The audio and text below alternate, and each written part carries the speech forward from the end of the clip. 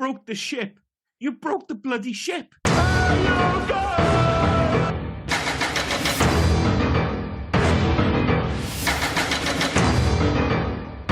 Welcome to Hey Guys Podcast. I'm Rob, this is Liam, and this week we watched Galaxy Quest, a film released in 1999 starring Tim Allen, Sigourney Weaver, Alan Rickman, and a whole host of now famous faces. This heartfelt tribute to the Star Trek franchise and also the passion of fandom, the non-toxic kind. It's a film hailed as a chillingly realistic documentary by George Takei. Galaxy Quest takes us on an adventure through the far reaches of space for a bunch of washed-up actors holding on to what made them famous and thrust into a life-or-death situation to save a race of peace-loving aliens versus a giant lizard, grasshopper, pirate thing? I have questions around space condoms and beryllium spheres, but first, let's introduce my co-host and hear his thoughts on this nearly 5-star movie. Hey, Liam, how you doing? Yeah, all good, all good. I'd say, yeah, nearly 5 stars is probably bang on. And a big part of that is the cast. Yeah. It's 100% the cast. I mean, this is brilliantly written, like tonally, I would say borderline perfect movie. But what ultimately makes it is the cast. I mean, I don't want to say it's like the greatest cast of all time because that'd be ridiculous. But it's in the conversation for the most perfect cast.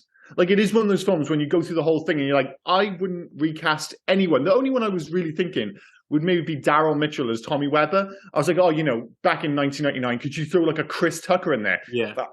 I'm like, that wouldn't work. He's too famous. The whole point is that he's great in it. Like, it was only, you know, I was looking at it and, you know, when you look at the cast now, he's the one where maybe, like, I got to be honest, I didn't know what he was doing. I couldn't name another thing he was in. He's currently in NCI, or he was in NCIS New Orleans. Sorry to interrupt, but he had an accident. Bless him. He's now in a wheelchair. So all his what he does now is from a wheelchair. He had a car. I think it was a car accident, and yeah, he damaged his spine. So Jesus Christ, that's horrible. Yeah. That's a fucking horrible way to start the goddamn podcast. I do apologize, and I'm like, I don't think he should. And just be clear, I wasn't saying he shouldn't be in the movie. It was just that was my initial thought. Was that maybe you could replace him with someone more famous. But I was like, no, I don't think that works for the character. Like, his role is always played by someone who isn't that famous. Yeah. You know, that because of course everything about this film you immediately relate to the world of Star Trek, which is the whole shtick of this film. Yeah, absolutely. And sorry, Karen. Sorry, you said the cast. I think I said it in my intro as well about it's a fantastic cast. I mean, off the bat, you got Tim Allen, Sigourney Weaver, Alan Rickman, and then you go to what I said, a whole host of now famous faces. Sam Rockwell, Tony Shalhoub. Is that how you pronounce his name, just to be sure? Tony Shalhoub. Shalhoub, yeah. Yeah, Shalhoub. Yeah. I wasn't sure. I wasn't sure how to pronounce it. Okay. I was like, I prefer you to merge it first, or at least get it right. And I'm just going to copy you and say Tony Shalhoub for the rest of the podcast. You had Justin Long. Sam Lloyd, who I always remembered as Ted from Scrubs. Rainn Wilson is in this, for Christ's sake. And then the guy that played Squeak Scolari. Yeah, the guy that played Sarah. Yeah, Squeak is in this from Basketball. Yeah. The guy that played Saris will know him. Yeah, will know him. Not a lot of people will, but Robin Sachs is famous for basically playing bad guys in any video game ever. Yeah. Tons and tons of voice work. He's a predominant voice actor. But and Enrico Colantoni as well. He was the father in Veronica Mars. He was in just a bunch of. Yeah, it's a good mix, but it really is. It's the core cast which steal the show. You did say Sam, right? And of course you have to say Sam Rockwell. I mean, because obviously he had been in Teenage Mutant Ninja Turtles before this, and he had been in a host of other films. Yeah. But I think famously we both have a bit of a man crush on Sam Rockwell. Yep. But you know, I think that started for me at least with this movie. I'm not sure if I knew him really before Galaxy Quest, and this kind of kicked him off into that. You know, it was like kind of mid 2000s when he had a really big point in his career, and he was I don't want to say kind of leading man roles, but it was borderline that. And I think it probably all started here because I don't want to say he steals the show, because this is a movie where you could make the argument that everyone steals the show. Everyone is fucking slaying in this film. But even amidst a film where everybody is killing it, you could make the argument that Sam Rockwell maybe does sneak in. Although I did want to mention another, and it was important that you got the name. I do have a Tony Shalhoub story, and it is one of my holiday stories. I was in New York and I accidentally stepped on somebody's very small dog, and I looked up and it was Tony Shalhoub, and I was just like, and I couldn't place him. So I had like the strangest look on my face of, oh, I've stepped on your dog, and oh, I know you, but I can't remember from what. And I was like racking my brain for ages. And do you know what I came up with? I didn't come up with Galaxy Quest. I came up with the dude from Men in Black who sold, like, you know, the guy in the shop. Face shot off all the time. Yeah. I was like, honestly, it ruined my walk around Central Park because I spent the whole time, I'm like, who the fuck is this guy? Because like I didn't know his name. And I was just like, I'm just trying to, you know, when you can see someone's face and you can see them in the movie, but you can't fill out the picture of the rest of the movie. Yeah. And I was just driving me up the wall. So do you know why you couldn't place him? Why is that? It's because he didn't do his, and I'm sorry, I didn't say this, I read it online. He didn't do his Asian eyes squint. Because apparently in this film, he's playing the Asian character, Fred Kwan. He's playing Chen. Yeah, his name is Fred Kwan. His character's name is Tech Sergeant Chen. And every time you see him, or he smiles, he does his Asian eyes squint. Like when they do that introduction at the end of the film, when they've done the Galaxy Quest again, he does his squint to show that apparently he's playing an Asian character. Is that what he's actually going for? I believe so. It's almost as bad as another film we'll do on this podcast at some point. Oh, Short Circuit. Where Fisher Stevens is doing full-blown Indian. Yeah, but I guess this is much more acceptable, I guess, because it's sending that up, isn't it? Yeah. Like, you know, it's him like, oh, I'm supposed to be Asian. Although, like you said, that only half works because his name is Fred Kwan, which is suggesting that he's actually supposed to be Asian in real. Like the actor is supposed to be Asian, not just the character. Which again, it's kind of like a take on that David Carradine series, isn't it? Kung Fu, where he's meant to be Asian. Going back to Fred Kwan, because they don't actually say it, but he's always eating. He's forever stoned, isn't he? He looks stoned. He always looks stoned. To the point where he's the only one happy that they wrapped him in a space condom and sent him through space. Yeah, it was weird because I don't know where he's getting this weed from. I'm like, is he just supposed to be really... See, we could spend the whole podcast on this guy now. Is he an Asian? Is he actually supposed to be Asian playing Asian? Or is he aware that he was playing Asian but not Asian, but he's also stoned? I'm not sure if we're going to get to the bottom of any of this. And the fact he fucks an alien.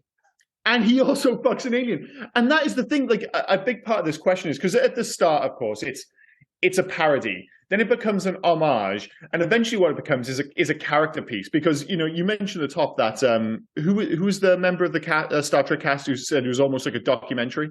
George Takei. And eventually, once you get past the fact that it's this kind of parody of Star Trek and this parody of fandom, what it becomes is a character piece, because it's basically taking the idea of these perceived human beings and the position they're in, and they're putting it on the screen saying, well, what are these people really like? You know, what's it like to spend time with Nimoy and Shatner, et cetera, et cetera. But then also applying a fish out of water scenario. And that's what the story really becomes, is like, if you were put in this position and you were suddenly shot off into space, how would you react? And he's like, you know, at the one end of the spectrum, you've got Shalhoub, who's like you said, almost stoned. Yeah. But I'm like, I would surely be more in line with Rockwell. I would just be screaming, I think, all the fucking time. Which was unscripted.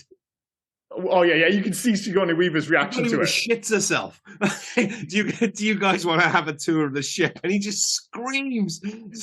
I love the fact that he keeps it up as well. Like, again, it's those two characters when they land on the alien planet and he just opens the door. He's like, don't open that. It's an alien planet. Is there air? You don't know. It's like, come on, like somebody needs to be, you know, have a bit of common sense. Yes, he's maybe turned it up to 100, but Jesus Christ, I'm more in line with Sam Rockwell's character. He has one of the best lines as well when they're trying to teach him, when they're trying to talk Jason through killing the rock monster, and he goes, "Can you construct a rudimentary lathe?" Yeah, can you form some sort of rudimentary lathe? Look what that scene is absolutely baller, like Back to Friends. But the only thing is, my first instinct was to think, okay, what would I do if I was in that position? But the reality is, what would it be like if you took today's actors and put them in that actual situation, i.e., you know, their kind of core roles, what they're famous for, and then suddenly them being swept off into space. And I immediately thought of Tom Cruise. Like if aliens came down and it was the same situation and they needed a dude who was like the ultimate action spy for an adventure in space, and they picked up Tom Cruise based on what they saw in movies, I reckon he'd fucking slay it. He would just go up and he would just be like, yeah, I could basically do all that stuff, because you can actually do all that stuff. The first thing he would be doing is saying that Scientology was right. Oh, yeah, 100%. And well, that's the other thing. He wouldn't even be surprised they're there. No, he's waiting for it, yeah. Yeah, he'd be the Tony Shalhoub. He'd be like, oh, yeah, I knew this was coming. This is why I did all that training. It wasn't for the fucking movies. It was when the alien showed up. Jesus Christ. I mean, I can't get on board with Tom Cruise saving the world, so... yeah.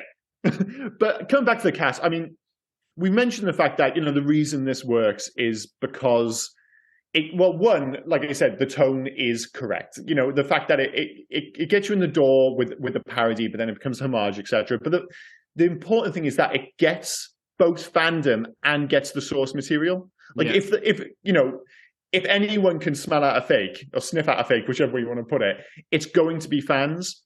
If this doesn't work or isn't a true representation of that, you know, of fandom in 1999, it just gets blown out of the water immediately. And I'm not that hardcore at all, but you get the sense that it probably works. I guess the only issue with it is because of what it's going after. Was this film made 20 years too early? Like this film was released, or maybe even 10. Like the point is, like, This film was like a solid hit. I think it made like 90 million. But the whole fandom thing back in 1999 was still this like corner of the internet. The internet hadn't really kind of taken off in a huge way yet. And fandom was still what most people perceived as like conventions and sweaty geeks and stuff like that. Whereas now, of course, everybody thinks of Comic-Con and all this and the stars showing up and fucking Chris Evans and, you know, the biggest stars in the world showing up for screaming fans in halls full of thousands upon thousands of people. It's like, if this film was released in 2015, say, like, does this film do much better? I was like, I think it does. Yeah, I honestly think it does. But it also goes down a different route then, doesn't it? Because then you have more of the internet and probably, as I've already said, the toxic side of it. Now, an argument could be made that the way Justin Long and all act about the ship, like their questions about the ship and stuff, and saying, well, you've made a goof on the show, that could be lamented as toxic, I guess, at some point, but not what we know as toxic fandom. I mean, Snyderverse, save the Snyder Cut and all that shit, that comes to light at the moment for toxic fandom. That's insane. But I think if it's made now, like you said, 2015, I think it goes down a darker path. I don't think it needs to. Like, the problem is when you talk about toxic fandom, it's all about scale. Like, you don't think toxic fandom didn't exist in the 80s and 90s? Of course, I think it did. I think it did, but if anything, I think it probably, like, the only difference is now everyone's got a bigger voice, and because fandoms are part of popular culture now, the big thing is that people listen to it. I always think this comes back to Mass Effect, and when they changed the ending to Mass Effect, I think that was one of those low-key things where all of a sudden, the internet got a win. These fucking mouthy nerds got a win because they actually got BioWare to change the ending of Mass Effect. And that started this domino effect where suddenly they're like, wait, if we bitch and moan enough, they'll change this to what we want. And then, of course, all of a sudden, because as well, it's not just they feel empowered by it, but because it became a news story, suddenly, like papers, geez, I'm so old, web pages, whatever you want to call it, they all start latching onto this because, it's a potential another story. And then, of course, it turns into the Snyderverse thing and stuff like that. But, like, I think you could totally make a film today where it's about the positive side of fandom because, let's be clear, most of fandom is positive. It's just the negative side is much louder. I think you could fundamentally have a very similar film in 2015.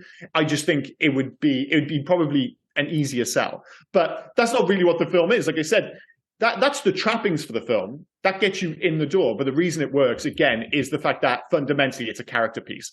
And I think the bravest thing it does, and I hate to use the term brave, and I wish I hadn't now, but here we are, is the fact that it gives so much screen time to every actor. I think it would be very easy to make this another Spock and Kirk equivalent. Was it Lazarus and Taggart? I think their character names are. Yeah. Is that right? Whatever. Or Tim Allen and Rickman. And Alan Rickman.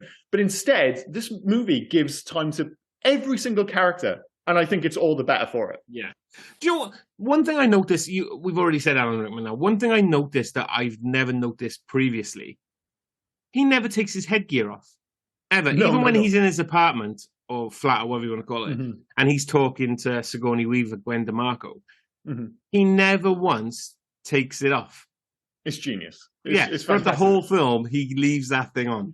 Well, I think it kind of comes back to his whole character thing, that he's kind of caught between these two worlds, that he begrudges the fact that he still has to play this character, but he knows that this is his career. Like, he's Sir in this as well, isn't he?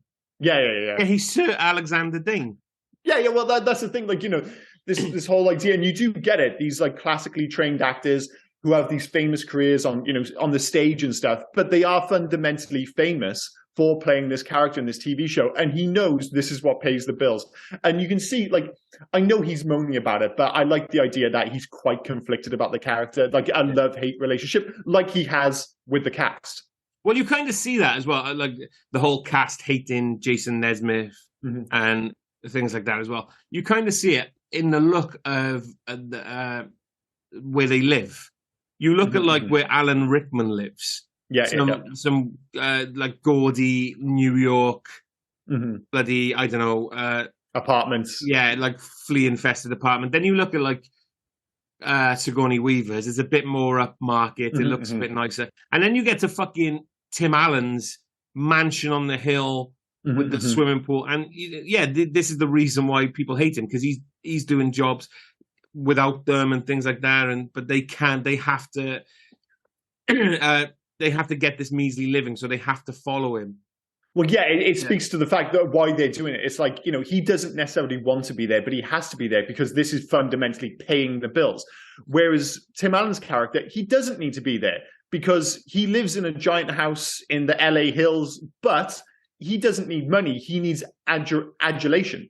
And that's what they provide. And, they keep talking about that, like their different relationships with fandom and stuff. And you can imagine that as an actor, if you're suddenly thrust into this world, like this, you could be an actor doing films and, it's a paying gig, whatever. You could be doing very well, but you do your job, you go on the circuit, you promote the film, and then you go home. But then suddenly you get into the world of Marvel or Star Trek, and then suddenly you're thrust into this totally different world of fandom.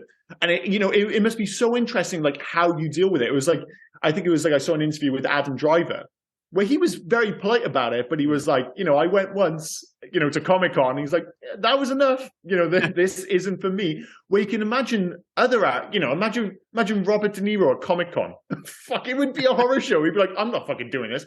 Whereas other guys, they would go there. They would see, you can imagine someone like The Rock, the cheering fans, the screaming and stuff. He's like, oh yeah. This is absolutely for me. There's also a bit of a difference, isn't there? Because those actors, they would go there, but they would not then sit at a booth and sign their name for 20... Unless they had to, unless they needed the money. Yeah. So they wouldn't do that. And that's when it gets a bit different then, isn't it? Because as you're signing it, these people, you could see it clearly in like Alexander's face. Every time somebody comes up to him to ask him for an autograph, they do that line. Grab Thor's hammer, yeah. And he's like that line is just poison to him now. It's insane. Yeah. And you're stuck in this world and you're constantly being reminded of it. It just, I can imagine that for some people, it must be a bit much, to say the least. But if you embraced it, I mean, it must be amazing. Like, you see these pictures of, at the moment, like, the most famous person in the world at the moment, like Brendan Fraser. And you hear all these, like, lovely stories about people who go to conventions and he goes that extra mile, and you have that mindset. It must be amazing to be like, if I really go that extra mile, people are going to remember this moment, this tiny little moment with you for like the rest of their lives. And I think, if you take that mindset, I mean, it must be an amazing experience. But if you're sick to death of it and you've got people coming up by grab Thor's hand, you're like, oh, for fuck's sake. And of course, nobody plays cheesed off better than Alan Rickman. Fucking nobody. He, like, the voice, he's already got the drawn out face. He already looks annoyed at everything. But I tell you what I thought was really important about this film as well is the fact that, and you could say it for both of them, for Alan Rickman and Tim Allen, but especially for Tim Allen, that he didn't go for the low-hanging fruit of doing a Shatner impression. because it must have been tempting. Like they must have talked about it. And the fact that he was like, I'm not doing a Shatner impression. I think he actually said he based his performance loosely off Yul Brynner in the Ten Commandments. He just liked the way he sat in his throne. And he was like, oh, well, and that's cool because, he's got a vibe about it. But I was so glad he didn't just go for, because Shatner's almost beyond parody. Yeah. It's like, what, you just do an impression, you just do in Shatner. It's almost ridiculous unto itself, I suppose. But I think they made the right choice there. But that is the thing with this film. It's just an array of wise choices from start to finish. So we need to talk about the film in general. Like the aliens, they saw the TV show, they believed it was real, so they designed ships and everything for, even randomly, like the Omega-13 device, which nobody knows what it does. But they've designed all of this based on the, I guess, historical documents. But the correct like these historical documents apparently have everything correct, even to the point where in space there are planets that have beryllium spheres. Like something they've made up for the show actually exists in space. It's a bit ridiculous, and I assume there's like an association thing where they're like, oh, well, that looks like the thing from the show. And I was trying to get my head around this. I was like, there wouldn't be enough on the show for the science to catch up with it. And of course, we're probably digging a little deeper than we should for a film of this ilk. However, what these shows do, if you take, again, Star Trek is the obvious comparison. I mean, that goes without saying, is you have the show, and then you have, if we're going to give them the benefit and say this stuff was on the internet and that the aliens can see this stuff, how much additional information is there? Like, if you wanted to find out every last detail of the Enterprise E, for instance, it's there. It might not be official, but you would be able to get back to front diagnostics, I don't know, all the technical details of that ship from it would just be there, and then maybe the aliens could get hold of it. Again, you can tell by the fact that I'm falling over my words here that I'm not quite convinced by what I'm saying. I do get what you're saying about the ship, but the ship is run on a beryllium sphere. Something they made up for the show. But there is a planet in real outer space that has beryllium spheres. Are you thinking Scientology again?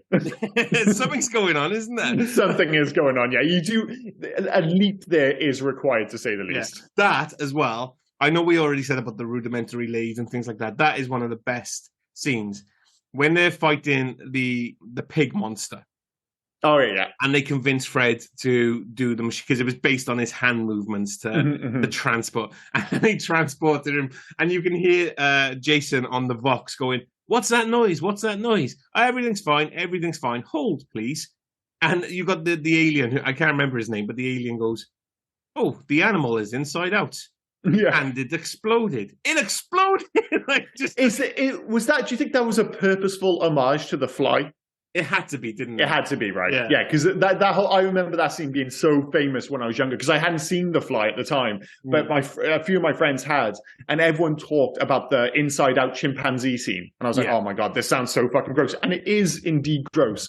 And the fact that they get away with it in this film and just about play it for laughs, because it is gross, but this film's like a PG, yeah? Yeah, I believe so.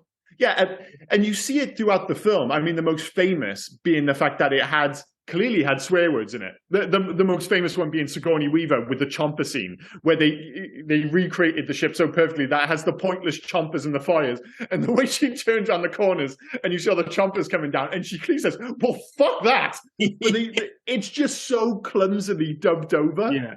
And it was supposedly the director was like really furious. He was just like, "I want to keep the swearing in." And he's like, no, we have to make this a PG. So he kept the scene in as it is, just with a really clumsy dub. And you could. Sorry, go on. No, I was just saying, like, you can see it's so close to being not a completely. I feel like it'd fundamentally be the same movie, but for a slightly different audience. You could see how this could shift to a 15 really easily. How it would have swearing, and everybody, it'd be a bit more cutting, perhaps. Initially, it was like you said, it was darker. I think I've got it in fact somewhere as well that it was a darker take on all of this, but they went down the more family friendly route. Which I actually think benefits this movie in the long term, because if they'd gone for like all-out comedy, for instance, because this film is funny, don't get me wrong, it's got some of my favorite lines of any movie from the last 25 years, but it doesn't fall back on jokes. Like, this film isn't joke. No. What it really is a character piece first, which just so happens to have a really interesting setup. And like you said, like, it's on the edge of, like, it could go either way. It's like, if you add more jokes, it could really become family friendly. If you add a few more swear words, it could be a more dramatic movie. And instead, it probably sits just about in the perfect spot of being a very charming, very wholesome movie, but with that little bit of an edge because because of the characters and the way that they're written. And I think that's the reason it's aged so well. I think if this movie's all jokes, I don't think 23 years later. Oh my God, 23 years later. Yeah. Is it 20? It's 24 now. 24.99. Yeah. Oh my God. Okay, I'm just going to take a breath about that. But 24 years later, if this is all jokes, I don't think this ages in the same way. Instead, I think this film has aged like a fine wine. And sorry if you wanted to butt in there because I was going to go straight into something else here. No, I do want to say something else, but okay, sorry. It has more of a heart than it would do if it was comedy. There are two things I wanted to mention before you move on. Mm-hmm. Sigourney Weaver has again one of my second favorite lines in this whole. You mentioned in the Chomper scene. Mm-hmm. Right at the end, not the fuck that scene. See, that's weird, isn't it? Like that would be one of my top three quotes from this film, and it isn't actually in the film. The only way it works is if she actually says what she says. Well, fuck that. The line that's in it, I'm not so mad about. But when I see the scene, I hear, well, fuck that. So yeah.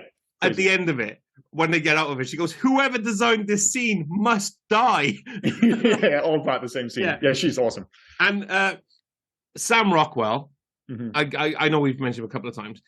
Is he doing low-key porn in between doing these conventions? Because he has the best porn mustache I have especially the end of the film when they kind of redo the show. When they have the instructions. Yeah, his Guy Fleegman and his hair's in like a little quiff and he does a little nod to the screen. That is very porny. Yeah. That is. Although speaking of porn, here we go. I was saying the one issue with this film is that it doesn't lean enough into ship porn. What I mean there is like when like there's the sequence having sex. No. When the opening sequence, not the opening sequence, when you see the ship for the first time. Yes. Like it's what it really does is mirror the sequence from Star Trek: A Motion Picture. I was going to say Starship Troopers. Oh, Starship Troopers. But dude, if you go back, I know you're not a Star Trek guy, but Star Trek: The Motion Picture, I rewatched it in the cinema just a few months ago, and it actually holds up pretty well. It needs to be seen on the big screen, though, because it is slow. But what it does is they're so impressed with their own work on recreating the ship that basically they have a flyby of the ship that lasts for a good 3 to 4 minutes, easy. And it's just the music and it's just the ship. It's a close-up of the ship, there's more ship, bit of music, more ship. And it is ship porn. And my wife looked at me, she goes, "What did you say?" I said, "Shit porn." She goes, "Jesus Christ, I thought you said shit porn." I was like, no, Jesus Christ.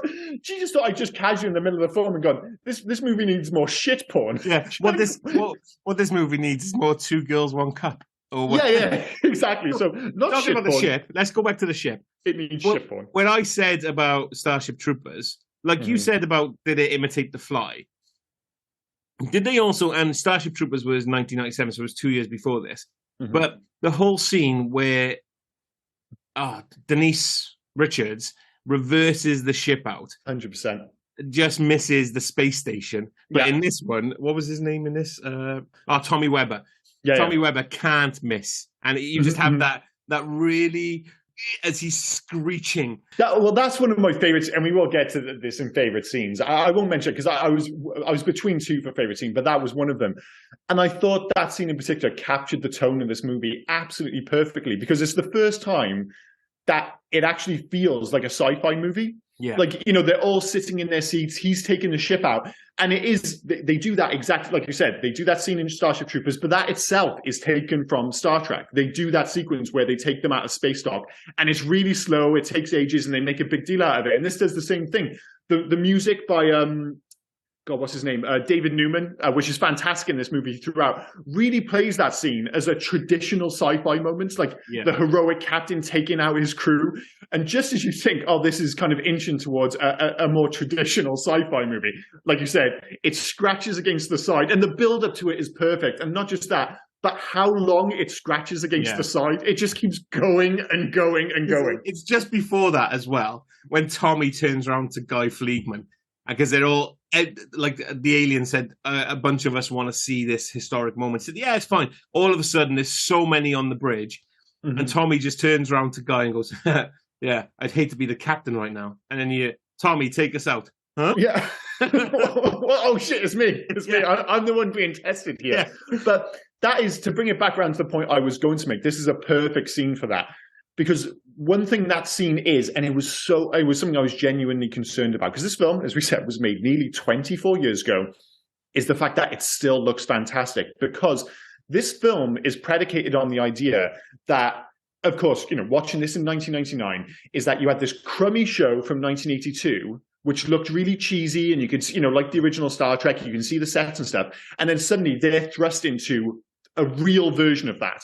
Now, if coming to this film 24 years later, the actual space stuff doesn't look right, if that suddenly looks crummy, this whole film fundamentally falls down. Yeah. And I was like, fuck, if the special effects don't hold up here, this film won't work anymore. No. Because it's the whole point, like the joke is gone. Like that becomes its own joke in a weird way. But the great news is, unbelievably, this film still looks fantastic. The only thing that looked a bit dated, and the only thing for the space, was when they send Jason back the first time. They cover him in the space condom, space lube stuff. Yeah. Then they open the door and you see all those planets together. That kind of date, like that didn't look. But it looked okay. That was, like you said, that was like the big sci-fi moment. Yeah. It didn't look, like I said, I don't think it held up as much as all the other space stuff. The ships flying through, dragging the mines, everything in space, it all looked fantastic. To this day, 24 years later, it still looks great. It does. But that's the only thing I think that didn't hold up. No, there are certain bits when, like you say, it ages it a little bit more than others. But for the most part, sorry, it still passes the test. Yeah. Like, that was the important thing. Like, yeah, I agree with you. That was the one bit where I was like, that bit doesn't look great now. But for the most part, I still buy into it. So the joke still works, which is the important thing. Let's mention somebody we haven't mentioned, and I can't believe we've got so far into it and we haven't mentioned more than just passing. Sigourney Weaver. Oh, Gwen DeMarco in this is fucking great. Like the whole, I have one line, and I have one job on the ship, and I'm going to do it, and my job is to just repeat the computer. Like, yeah, she's great in it. And the other thing, like, she looks amazing in this film. Like, she looks so, and I remember it being weird at the time, because obviously I'd grown up with her as, I know Dave, he's been on this podcast before. He always had a crush on Sigourney Weaver as a strong woman. He's got weird issues with that, but it's fine. But I never saw, like, in the same way I think people viewed Arnold Schwarzenegger, it was like they went beyond the idea of being... They're kind of asexual at that point. Yeah, exactly. Yeah. That's how I saw it. Like, I literally, it wasn't like, because she's clearly an attractive woman, but I'd never even thought about her in that way. And I remember seeing this for the first time, and her top being down, and I was like, God, and she was 50 when she made this. Yeah. And she looks absolutely smoking. But of course, this was the only one that it was a really dangerous casting. And I think initially they weren't going to cast Sigourney Weaver because they wanted an unknown. And she actually insisted. She's like, well, I'm literally the queen of sci-fi, This has to be me, and it'll work as a joke. And thank God it absolutely does. And of course, the fact that you've got three absolutely fantastic actors in the three, obviously everyone's great in this film, but the three key roles really are Sigourney Weaver, Alan Rickman, and Tim Allen, and they all knock it out of the park. And she, like, the fact that she's willing to kind of send herself up in so many respects and play such a sexy character, because as I said, she's one of these weird women. I always remember when I was younger, they used to do those remember the top 100 sexiest women, like FHM, and all FHM, that jazz. Yeah. Yeah. Obviously, they were all voted for by men. People didn't realize they used to do a women's equivalent. And I think it was usually, a lot of them, the majority would have been straight women voting for the most attractive female women. And the most attractive female women, what a weird sentence. But I remember when I was younger, one of those, the number one was Sigourney Weaver, as voted for by women. They thought of her as being the most beautiful woman. And I was like, oh, that's kind of weird. But she is a very striking woman. But in this, she plays a different role. And of course, she's absolutely fantastic. So she's clearly, in this, parodying Jerry Ryan, isn't she? From Voyager. Yeah. And it's she does so well, though. Like, everything she does, she's like the mother of the group. She tries to keep them all together, but obviously they have that low-key relationship as well, which isn't actually given a huge amount of time, but also works because, again, they're both fantastic. Yeah. And what I said, you said the three key roles are Tim Allen, Alan Rickman, and Sigourney Weaver. I nearly chewed on my tongue then to say Tim Allen and Alan Rickman. Yeah, it is quite a sentence. So Tim Allen, Rickman, and Sigourney Weaver. Yeah. It's a pity they didn't get to do much more together after this. Like, I would love to have seen other things that they did together. Like, they were so good. Like, no offense to the rest of the cast, but those three together, they were great. They were absolutely fun. Well, you just wanted to see, and we'll get to this in Legacy, you just wanted to see more of this. Yeah. Like, I just want to see, and like I mentioned earlier, that the great thing about this film is the fact that it gives time to all the characters. However, that does also mean the other side of that coin is that you don't get as much time with Sigourney Weaver and like their kind of relationship by the end when they have the kiss and stuff. It's testament to the fact that they're so good in this film that works, because there isn't much screen time to get us to that point. Yeah. They don't have a huge amount. There's not like this big will they, won't they kind of thing. You just get like little hints in the background without any dialogue. There's no flashback scenes that maybe there was something there. And they do enough with what's on the page, which isn't much for them for it to work. But of course, I would love to see another movie. And I want to see all of them. I just want to see more of everything, sadly. It's the brother relationship as well between Tim Allen Rickman. I'm sticking with it now. Yeah, totally. Right. Because like, that they hate each other. I mean, one person hates the other person more, but it's so good. Like when they have that fake fight, and then at the end of it, they're going, "You've seen Stealing Hack? Was I wrong?" Things like that, and like you stole all the best lines and all those things, and then you get to the point right at the end, then where Alan Rickman saves everyone, like the whole like saves them in the barracks from suffocating. And he's there, he's ready for his adoration. He's got his hands in the air. They're going, he did it. Commander Taggart saved us. All Alan Rickman at that point can say is, of course. That again, without a huge amount on the page. And it helps, of course, that the narrative is already there. Like, if you're a Trekkie in any kind of sense, and not even a hardcore Trekkie, if you're just aware of the world, the brilliant thing about this film is that it plays on your awareness of those relationships. The idea of what like Kirk Shatner was like and what the rest of the cast thought of him. They're kind of like, well, people already know that, so we won't go too deep into it. But that again, that relationship between Tim Allen and Alan Rickman, it is difficult. You are right. It's kind of like he hates him, but he also begrudgingly respects him. Yeah. Like he knows he's good at what he does, and he's like, I wish I got that level of that. He knows he's angry because deep down he's actually just a bit jealous. Like, don't get me wrong. Tim Allen's character is also a dick, but he's also a little bit jealous of that relationship he has with fans and his ability to kind of, be perceived in a certain way. And the fact that, at the end, when he can be the hero, he wouldn't admit that, of course, if you asked him that he wanted to be the traditional hero. He'd be like, oh, of course not. I'm not interested in that. But when it happens, he's so into it. But of course, his moment's stolen as always by Taggart. So what can you do? But before we moved on, I did want to mention one or two things. I mentioned the fact earlier about how this film, if it had been released like 15 years later, and I think it's just my excuse to mention another film from around the same time that I absolutely love, because the year after this, Unbreakable was released, the M. Night Shyamalan superhero film with Bruce Willis. Oh, was that after this? Yeah, it was 2000, yeah. And I was like, I don't think I've ever come across two films like back to back, which both did pretty well. But I'm just like, my God, if ever two films were just caught 10 years too early. Like, they were, those films, both of them now, Unbreakable and this, are so relevant 24 years later. Yeah. I'm like, and of course, there's numerous reasons why it's a shame that, Alan Rickman died in 2016. But you're like, oh my God, if ever there was a perfect, like, Unbreakable did get its sequels eventually, and they weren't as good as the original, sadly. And maybe the sequels to this wouldn't have been as good. But you're just like, there's just no way in this world of like streaming, especially with all the competition going on now with Netflix, Apple TV, Disney, the full works, that this doesn't get made. But it's just such a shame that they've had to go back to square one, because I assume like so much of it would have been built around that relationship between Alan Rickman and Tim Allen. See, that's how I've gone around it now. I've just changed their names around. But yeah, I think I'm just disappointed that this film, didn't get the sequel it should have had like maybe 5-6 years ago. But I mean, like things that we're always disappointed that got cancelled. Mm-hmm. it did live on in comics. I know we'll get to that in Legacy. Mm-hmm. So it did live on in comics, which I suppose is it's a never small the same. win, but it's not. Well, no, because it's written like the reason you love the film is because of the performance, especially something like this. It's the same with something like Serenity, another thing, you know, or Firefly, whatever you want to call it.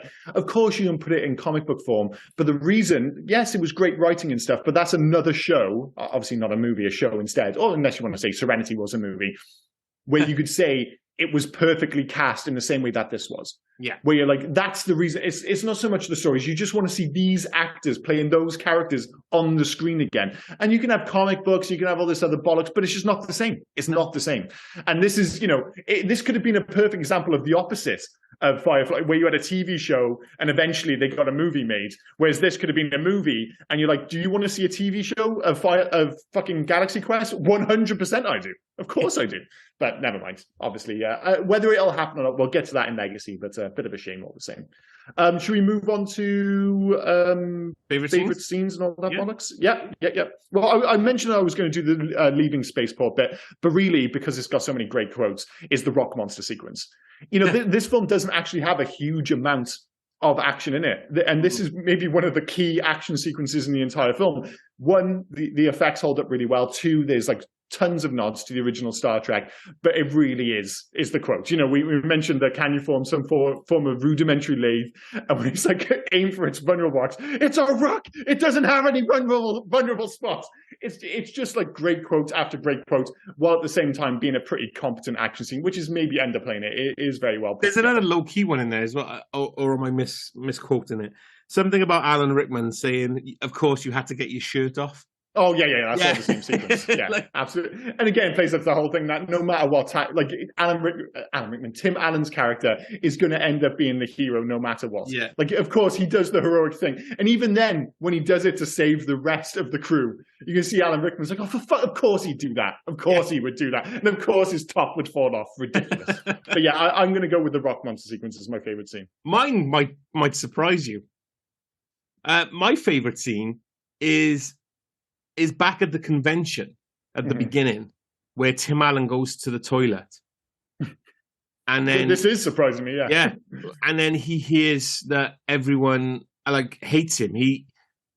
Everyone just thinks he's a joke. And the way he changes, the way he's in the toilet, then he hears these two guys say, but not just that they think he's a joke, but actually his friends, who he thought were friends, think he's a joke as well, and they actually hate him. And then you see him change. Then before he went to the toilet, he's this guy. He's got all his fans around him. He's telling them stories. He's loving life. Then when it goes back, then he's just signing, flicking, and he yells at Justin Long, who we haven't mentioned much in this, did fucking fantastic in this film. Oh yeah, he's great in this as well. He's really likable. And then they're just trying to get an answer to this question about the goof of, that they saw on the TV show. And he just yells and tells us a TV show, it's make-believe, grow up. And that, I think, that's what delivers the heart in regards to... And like it changes him, he becomes drunk, and then that's when he goes into space and everything, he realizes it's all real. But just, I don't know, the chains are dying for Tim Allen. I think as well, like that is a really, like it's not my favorite sequence, but it is one of the more important sequences because it shows that his ego is like, it's on a knife edge. It's almost like he's putting on this performance because he has to believe this is the person that he is. Yeah. But it only needs the slightest of knocks. And it is the slightest of knocks. Like, let's be clear, everyone else there loves him, adores him. It's two like dweeby teenagers who come in who think they're too cool for comic conventions. They're still there, but they think... But yeah, they've gone, but they think they're too cool for him. Like, oh, look at all these fucking dweebs. And this stupid captain, you know, he thinks everyone loves him, but he's washed up. And it's like, you know, who really gives a shit what these two fucking dweebs in the toilet think? But of course, he's so on that kind of knife edge. And all it needs is like that tiny push to push him back towards depression and towards alcohol and all these other things kind of thing. You know, he's basically, you call him bipolar, I guess, nowadays. Yeah. But you need that for that connection with the character, because it'd be too easy to hate him, you know, along with the rest of the cast. But when you see that, it kind of softens the character and makes the relationship between him and the rest of the cast a bit more complex, I suppose. So, yeah, absolutely. One of the most important scenes in the film, for sure. Yeah. Should we go on to Loves and Hates? Loves and Hates. One, I'm sure you'll have the same thing. The cast back to front. I mean, we mentioned the big three, the three on the poster, but everyone else, Sam Rockwell arguably steals the show. Tony Shalhoub, like, is absolutely fantastic. So yeah, back to front, absolutely the cast. Again, I've mentioned it a few times, but the tone is absolutely perfect. The fact, you know, if this had just kept up the parody thing all the way through the film, again, I don't think it works. If this is just going for the jokes, we're just making fun of Star Trek, we're just making fun of fandom, this doesn't work. The fact that it moves from a parody into an homage, into a character piece, is the reason that it works 24 years later. And again, I mentioned before, but the fact that the effects hold up, I was genuinely concerned about that. I was like, this movie doesn't work anymore if this film, if the special effects for what space actually looks like look shit. Because again, it's easy to forget, there's a bigger gap now between now and that movie than there was between that movie and the fake TV show in like the early 80s. Yeah. So it's like, oh my God, what are we looking at? But yeah, it still holds up. And of course, Sigourney Weaver's boobs. Which, by the way, I have to explain. When we were watching the film, of course, like in the original TV show, she has a top lower and stuff. But in this film, all of a sudden, towards the end, her top is almost completely undone and her boobs are like absolutely revealed. And my wife and I were watching it and I'm like, yeah, they're fantastic. This is the second film in a row with a great pair of boobs playing a major part in the movie, after The Rocketeer, of course. But I was like, why is it so undone? What's happened? There's actually a deleted scene in this film where two of the green alien dudes show up and she has to, they've got her and Tim Allen dead to rights. And they start talking about how attractive she is. So she tricks them by pulling down her top and saying, oh, come to me and stuff and playing up. And she then uses the door to squish the aliens. So that's the reason that her top is so far down, is because of a scene which is deleted from the film. But of course, when you watch it, it's just one sequence, she's just dressed. And then the next sequence, she just isn't. It sounds like the producers got involved when they think, we need her top to be lower. Yes. Yeah. And even then afterwards, they're like, well, we're not keeping the scene in. Well, yeah, but we're keeping the boobs, dude. We're definitely keeping the boobs. So, yeah, they're my four loves. So, I mean, not much of a difference for me. So mine are, pretty much the same. So the cast, I think, all great. We said that the three mains were fantastic, but Sam Rockwell steals it, and he's just... everything he's in, he's loving life with it. He does fantastic. Mm-hmm.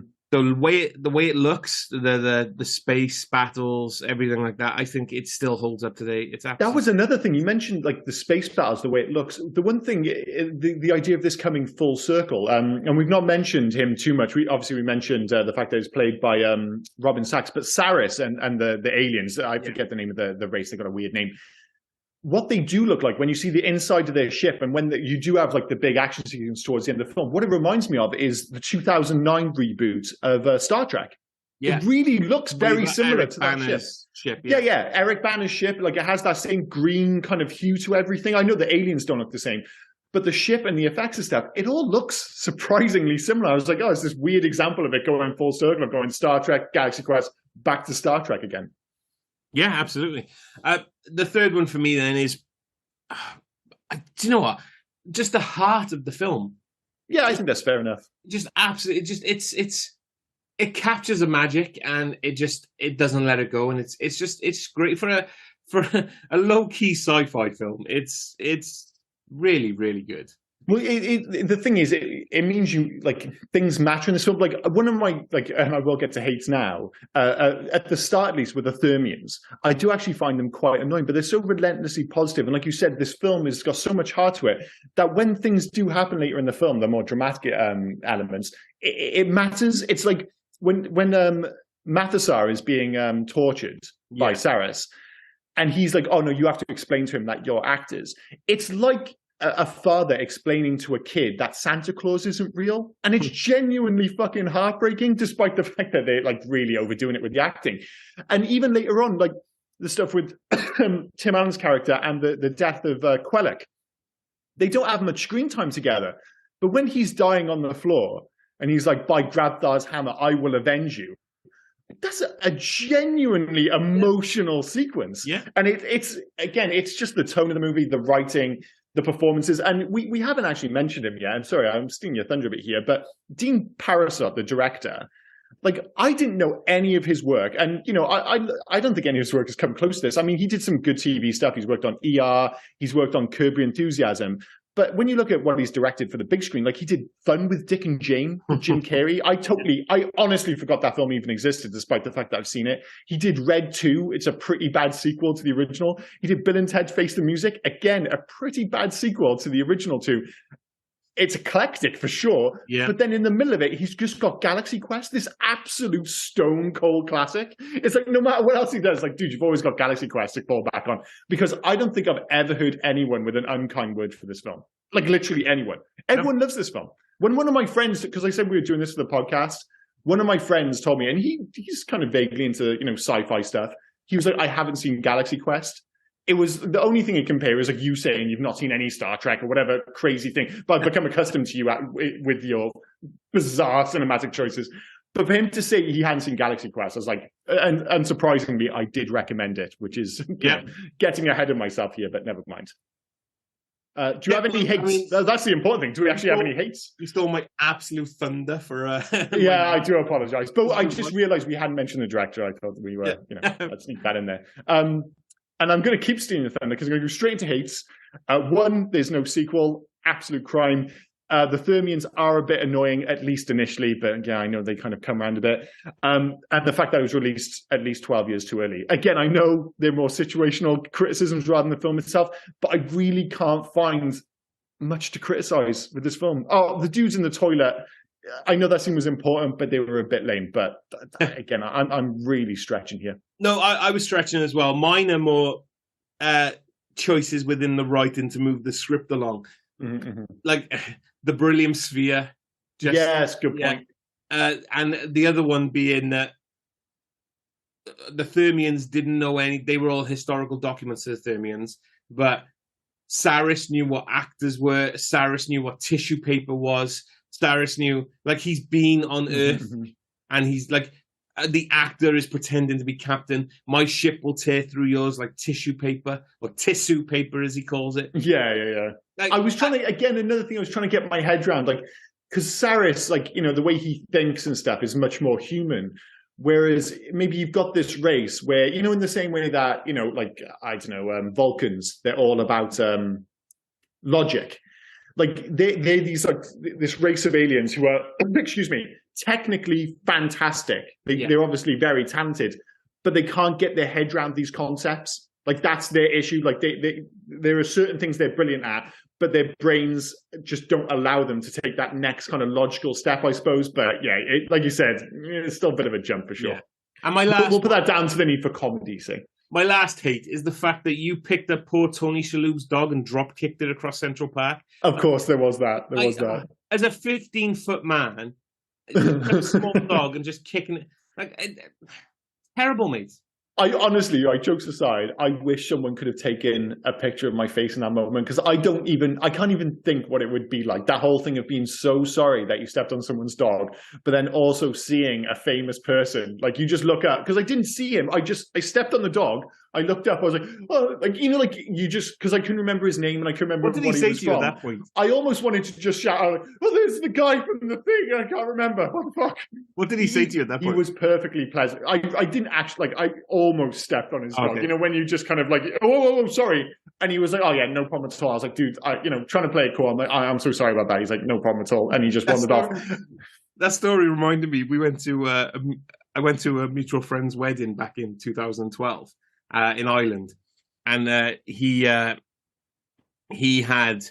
a bunch of his Irish friends there. And we all got drunk, and we got to the end of the night, and one of the Irish guys was just sat there, and he was a bit quiet at first, and then he starts telling us a story. And he said, I used to be a bellhop or working a hotel.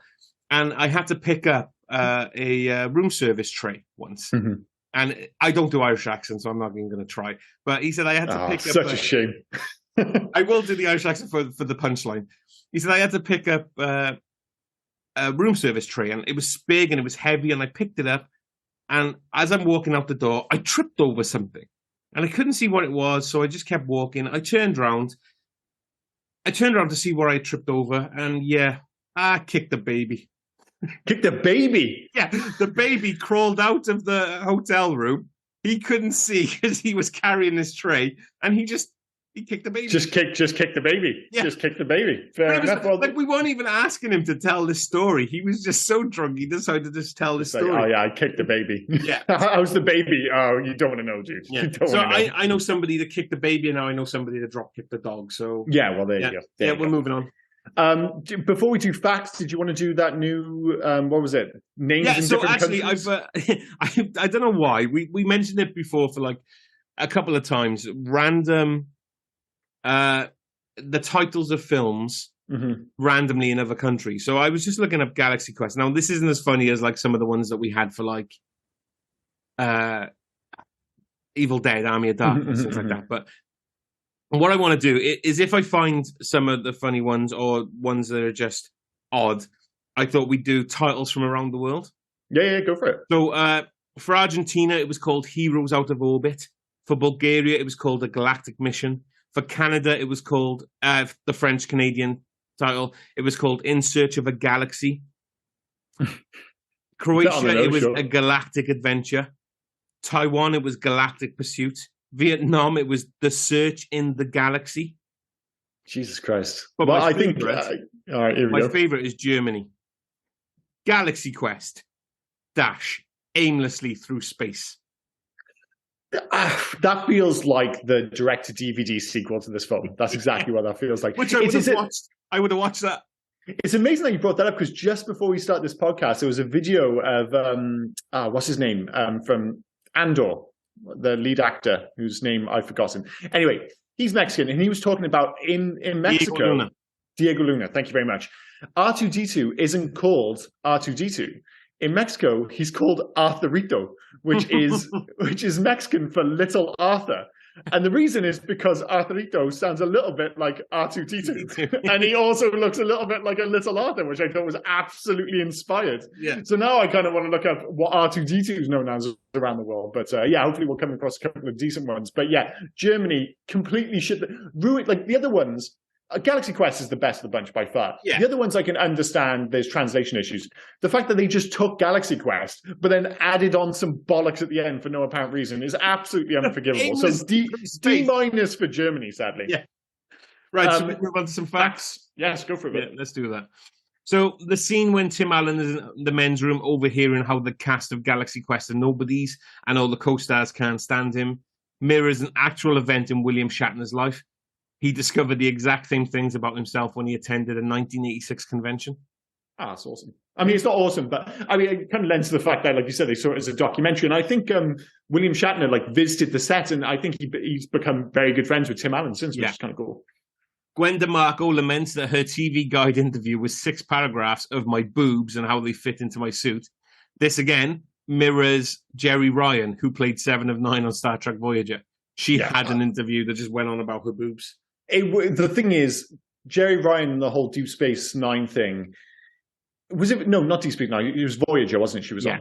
Yeah, Voyager. Sorry, my apologies. It was such a big deal back at that, like for people of my age. You know, we were all, 14, 13 when this came out, like the prime age, and there was such a big thing about her boobs. It just was a thing, sadly. And I can imagine her, sadly, having to put up with these interviews. And even now, 24 years later, I spent far too much time talking about Sigourney Weaver's boobs, so I do apologize. And I am definitely part of the problem. Sam Rockwell based his portrayal on Bill Paxton's performance in James Cameron's Aliens, which you can clearly see. 100%. In particular, 100%. His elevated fear of being killed and his mental collapse upon seeing a motion detector that shows the enemy closing in on him. Yeah. The green thing is going towards the blue thingy. Yeah. That is great. The red thingy is going towards the blue thingy. I didn't even pick that up, but as soon as you said Bill Paxton, of course he's doing Bill Paxton. Of course he is. Yeah. We've already said he never removes his headpiece. On the rock planet, Lieutenant Laredo chides Dr. Lazarus for holding his tracking device upside down, claiming that he actually thought Dr. Lazarus's character was smart or something. By the way, he was leading the group to find the nearest beryllium sphere before realizing he was using the device incorrectly. This is a subtle reference to the first season of Star Trek, where Spock often held his tricorder back to front, possibly due to Leonard Nimoy being not yet familiar with the prop. Yeah, again, it just goes to show that they know their stuff. Like, you know, this wasn't just thrown together. This was made with love and affection.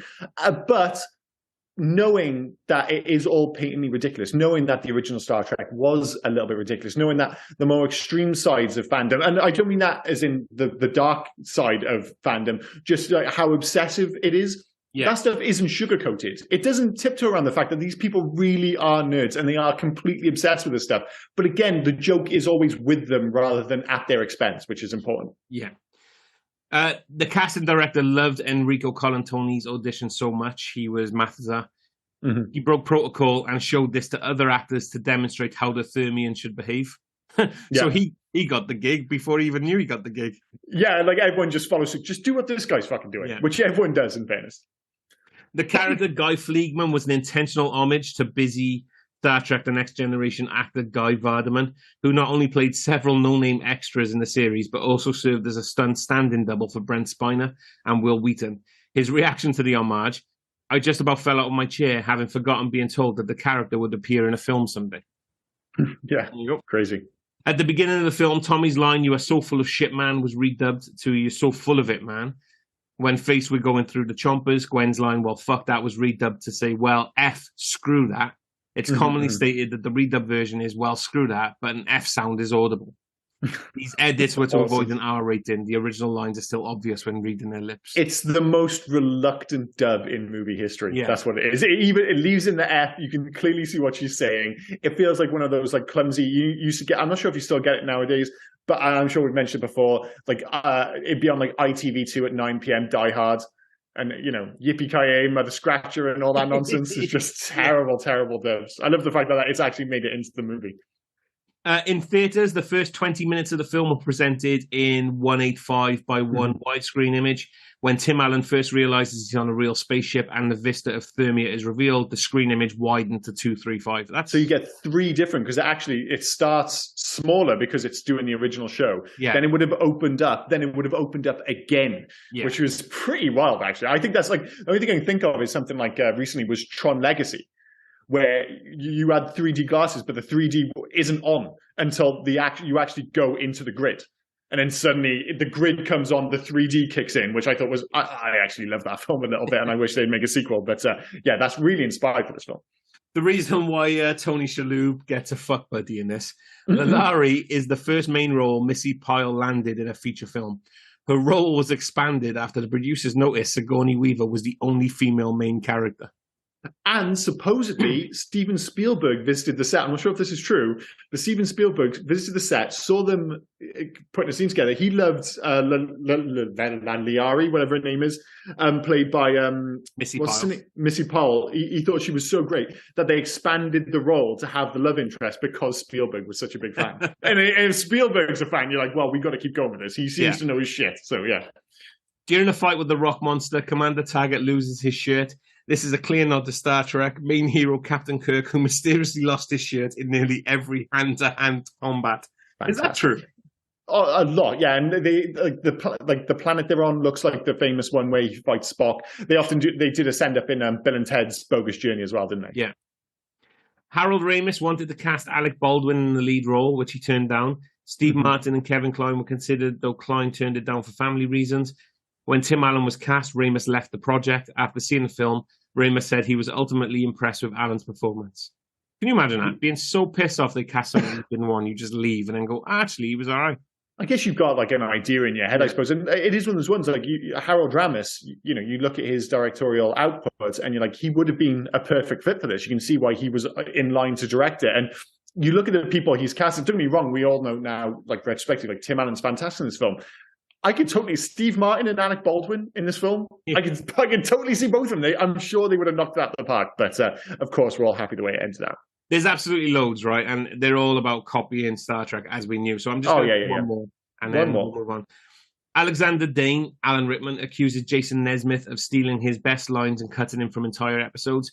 This references the alleged diva behavior of William Shatner during the production of Star Trek, as well as the growing dislike that many of his fellow cast members developed towards him. Shatner was said to frequently request additional takes of scenes to extend his screen time when he felt that other actors became too famous. In many instances, he ordered lines of dialogues to be rewritten for his own character, and he also demanded the lighting of the set should be specifically focused on him. I mean, come on. He sounds like a bit of a dick to me, but never mind. Oh, one more. Screenwriter Yeah, Robert Gordon got the idea for the chompers after seeing the corridor lined with rotating blades in Event Horizon.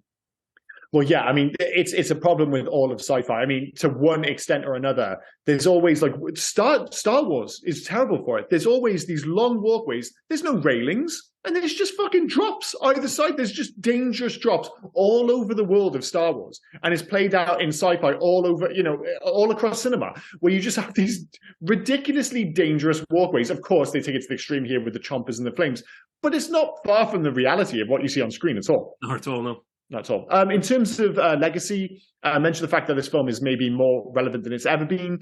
There's been a movie and a TV show planned for years, but it all kind of lost its steam after Alan Rickman died in 2016. There's still talk of an Apple TV show still doing the rounds. So as to whether we'll see it, who knows? But they would have had to start from scratch because I think the initial script, which Tim Allen said was absolutely fantastic, was centered, unsurprisingly, largely around Alan Rickman and Tim Allen. So yeah, that had to go back to the start, as it were.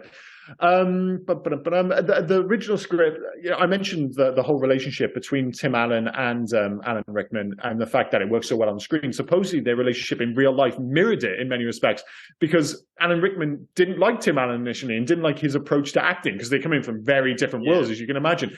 But they became massive friends on the film, and went on to become good friends for the rest of Alan Rickman's life, as far as I know. So yeah, kind of real life mirroring art, or the other way around, whatever you want to call it. I mentioned the fact that this really is the perfect cast, and you already mentioned what a different world this would have been. The fact that Weaver wasn't originally up for the part, and they were talking about Steve Martin and Alec Baldwin up for the roles, and I think Tim Allen was actually supposed to play Bicentennial Man initially, which went to what's his name, Robin Williams eventually, and Jesus Christ, he dodged a bullet there, because that was fucking rough. Yeah. It was actually one of the first movies to use the internet to promote the movie.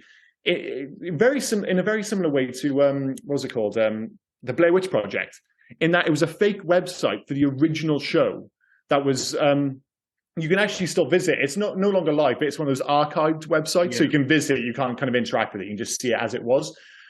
But the brilliant thing about that, and it's easy for people to forget, especially people who are younger than us, that there was no way to disprove that. You could, but you'd have to make so much effort. If there was a website which told you in 1999 that there was a show from 82 starring Tim Allen and Sigourney Weaver and stuff, as these people, you'd be like, maybe. Was there a TV? There could have been a TV show. It just wasn't easy to disprove, was it? Like, where would you go? Without the internet, unless somebody like definitively knew that wasn't a thing, or that that web page was fake. And as you said, it was the same reason that so many were tricked by the Blair Witch. Like, even when I went into the Blair Witch, I was like, dude, the Blair Witch isn't real. This is bullshit. But there was still that thing in the back of your head where it's like, but maybe. Maybe. And a lot of people, they weren't sure, and there just wasn't enough ways for people to disprove it. So that was the genius of it. Recently, at a Star Trek convention in 2013, Galaxy Quest was rated the 7th best Star Trek film, which I thought was really interesting. I actually did the ratings myself. I think I'd have it as 5th, because it's like, don't get me wrong, it's a fantastic film, but it's not an actual Star Trek film. But I would have it behind Wrath of Khan, The Undiscovered Country, Trek 2009, First Contact, and then Galaxy Quest. I would argue that Galaxy Quest is the 5th best Star Trek film if you're throwing it in there. It's definitely better. Maybe you could do a joint 5th with The Voyage Home, which is... I'll take your word for it, because of all those you mentioned, I've seen 2009 Star Trek, so... Oh, fair enough. And I rewatched that recently. It's still a great film. It's a really good fucking film. There's a bit too much in the way of coincidence with Spock showing up, but that's for another podcast. But yeah, that's pretty much it I've got for Legacy. So there's only one more that I wanted to mention. In 2019, a documentary was released, Never Surrender, a Galaxy Quest documentary. Mm-hmm. I watched it back in 2019. I should have rewatched it before we did this, but I didn't have time. I remember it being a great documentary talking about the film, how they got it made, how the actors... If you get a chance, I think it's on Sky Documentaries. So if you get a chance, cool, give it a go. I remember it being an absolutely great hour of TV. Just really... Yeah. I remember watching it. I really should have watched that. Yeah. It's a good, just give it. I remember watching it at 2:00 in the morning when I found it once, and it was really good, really interesting to watch. So give it a go. I will indeed. In terms of the score, I mentioned the fact that it was by David Newman. It captures the tone absolutely perfectly. It combines comedy or a reverence for the source material. It just ticks every box. This guy, I mean, he has previous in the genre with Serenity, a movie we've already mentioned on this podcast. He also did Bowfinger with Steve Martin and Eddie Murphy, which is a parody of the movie industry, a very different parody, but a parody all the same. That's another film. I mean, we should really, really do that at some point. I fucking love Bowfinger. I remember enjoying it. I've only ever seen it once. I remember enjoying it, though. I do. I think I thought it was fantastic, and I'd love an excuse to revisit that. So maybe down the line. But yeah, I think that the score is fantastic. I'm not sure if I've got anything else to add to that. In terms of video games, there wasn't a video game. I think there's a really easy answer to this. I'm swinging for the fences here in terms of budget, but I want BioWare to do a Mass Effect style video game. Same emphasis on because you think, Mass Effect, you have like the lead character, but there's a huge emphasis on the whole crew. Yeah. And so much of it is, based on the dialogue and their relationships. It's just that, but with more comedy and less action, basically. So yeah, that's what I'd go for a video game. I'll go with you because, I mean, the only other thing I could think of was kind of like those Telltale games. Yeah, that wouldn't be a bad shot at all. The Telltale Back to the Future did, and that's a more realistic choice, I think. I mean, I'd really like the idea of like getting a BioWare style Mass Effect budget to make a Galaxy Quest game. I don't think that's going to happen. So no. I think the Telltale's approach.